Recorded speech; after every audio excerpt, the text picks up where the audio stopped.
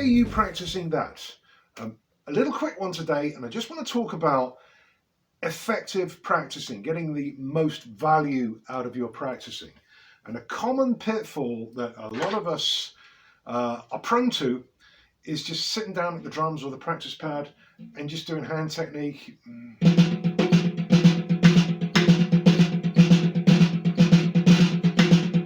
On the snare drum. And I've talked about this quite a bit recently, but this is just another spin on this idea of having equal facility wherever you happen to be on the drum set. And I want to look at the hi-hat in that regard, hence the title of this video.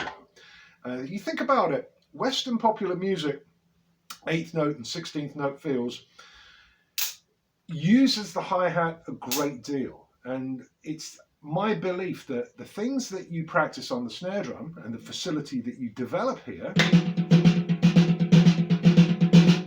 doesn't necessarily transfer directly to the hi-hat. You know, slightly different position, slightly different muscle usage going on. So considering that a lot of contemporary and less contemporary grooves, you may be in a single bar of music playing the hi-hat as many as 16 times and playing the snare drum only once or twice perhaps. Why not, when you sit down to run through some hand technique, why don't you practice your hand technique on the hi-hat instead of on the snare? And I was just playing a simple little rudiment there, a single windmill.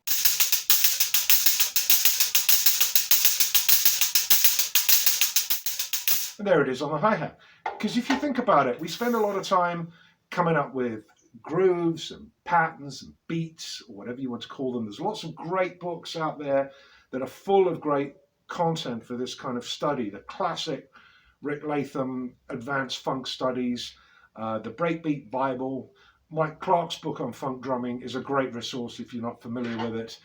But what I'm talking about is actually developing improved facility on the hi-hat. So if you want to play some rudiments, instead of playing them here all the time, play them over here. Say single windmill. And I'll put a little foot part in, a little bion bass drum pattern.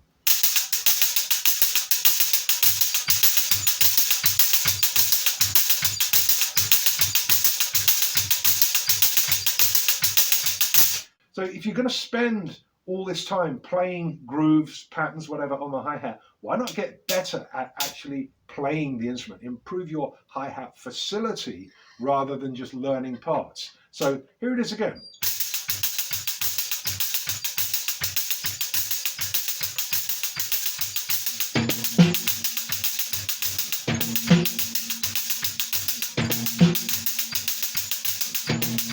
Now, without altering the sticking of the rudiment, I just started using this little oblique motion where one hand's moving, in this case the right hand, and the left hand remains on the hi-hat.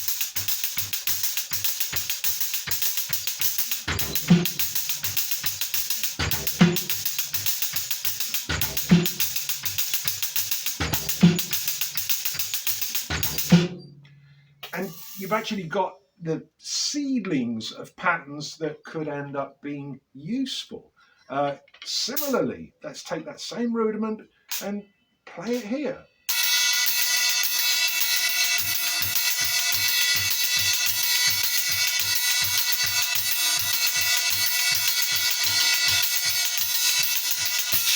So the bottom line with what I'm talking about today is that whenever you're working on rudiments, it might be things you're familiar with, it may be patterns that you're playing for the first time, new stickings, rudiments that you perhaps haven't looked into over the years. See what they sound like when you orchestrate them on different parts of the drum set, because at the same time you'll be improving your facility to play the different parts of the drums, rather than having great snare drum technique, which actually you don't need all that much of the time. I mean, really quite mediocre wherever you are around the drums. So just for one day, play the stick control book, but play it on the hi-hat.